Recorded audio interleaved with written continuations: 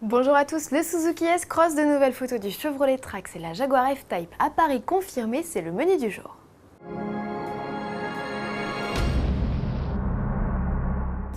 J-45 avant l'ouverture des portes du Mondial de l'Automobile de Paris. C'est en cette période calme, loin de l'agitation de la rentrée, que Suzuki a choisi de révéler l'affiche de son stand.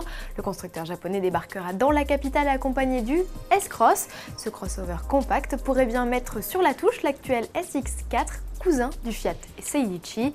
Pionnier sur le segment des Mini 4x4, les papis n'ont jamais connu le même succès que les petits jeunes Mini Countryman et Nissan Juke, toujours plus glamour.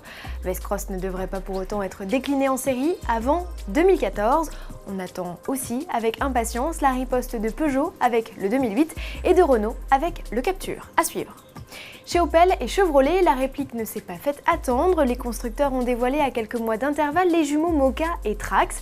Si le premier avait déjà livré son lot de détails, le second gardait sa part de mystère. Le constructeur met aujourd'hui fin au suspense et publie par la même occasion 4 nouvelles photos du baroudeur. Si le Trax partage la même plateforme que son cousin germain, il est 3 cm plus court et s'offre une calandre bien distincte.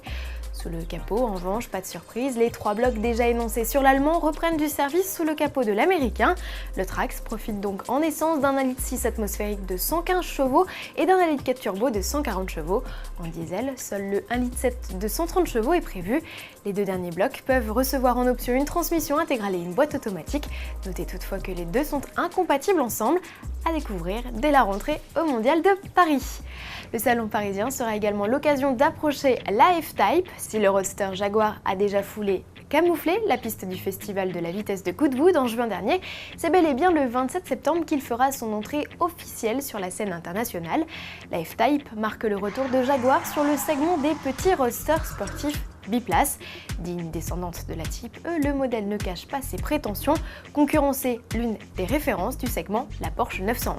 Pour y parvenir, le constructeur britannique passé sous le giron de l'Indien Tata peut compter sur ses 2 V6 suralimentés de 340 et 380 chevaux, ainsi que sur son V8 5 litres supercharge dont la puissance reste à définir. Ils seront couplés à une boîte automatique à 8 rapports et profiteront tous d'un système d'arrêt automatique du moteur pour abaisser leur consommation de carburant en ville. La F-Type aura également pour mission de doper les ventes de Jaguar en ciblant une nouvelle clientèle, plus jeune mais aussi plus fortunée. Elle ne sera pas commercialisée à moins de 70 000 € outre-Manche, comptez un peu plus en France. Arrivée du cabriolet au printemps 2013, quant au coupé, Jaguar n'a encore rien planifié. Suivez toute l'actualité du Mondial de l'Automobile sur notre page dédiée. À jeudi.